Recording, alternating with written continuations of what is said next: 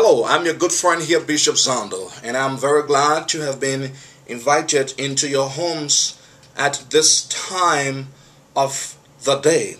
Well, today I want to be speaking with you on the subject of church. I know you've heard the word church.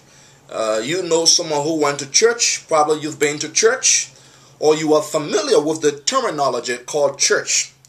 Now, let me ask you a question. What do you think is the meaning of the word church? Well, let me help.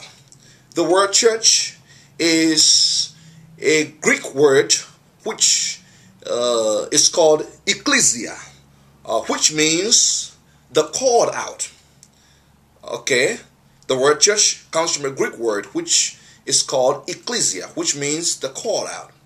However, in contemporary terms, the church is an assembly of believers. There are many kinds of churches. Specifically, there are mainly three kinds of churches.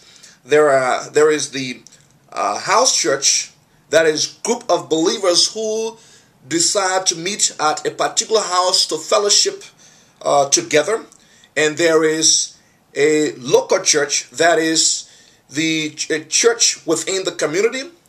And there is the universal church. The universal church is made up of all believers from all denominations, from all walks of life, past and present, and even believers in ages to come. That is the universal church.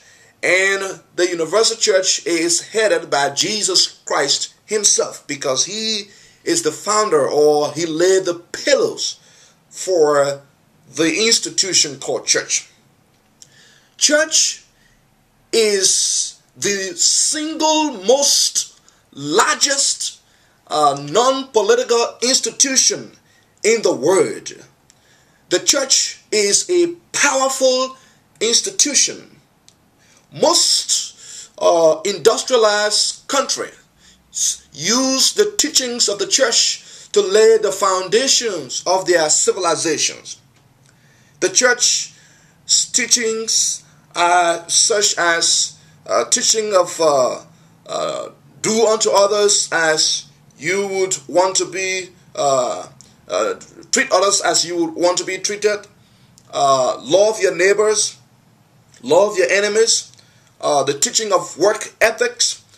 St. John 9 verses 4, I believe, Jesus said, I must work the work of him that sent me. Why this day and the night cometh when no man can work. Although Jesus was speaking in spiritual terms, but it helps us to understand that he had a work ethic, and that can be applied to our life to make us productive in society. Now, while the church may appear, or while the church is the single most powerful non-governmental institution in the world, there is a backside, or there is a backdrop to this enormous power. Despite its enormous influence, the church stands the risk of being extinct in the next 100 years. If it continues on this downward spiral, trickle down gospel, the gospel that has no relevance to the work of Jesus Christ on the cross of Calvary, if the church continues to ordain people and commission people into ministry who have a deviant lifestyle, the church stands the risk of being extinct in the next 100 years. So my friends, if you think this way, I want you to call me so that we can rally to claim or reclaim America for Jesus. Until then, stay blessed. I'm your good friend here, Bishop Zondo.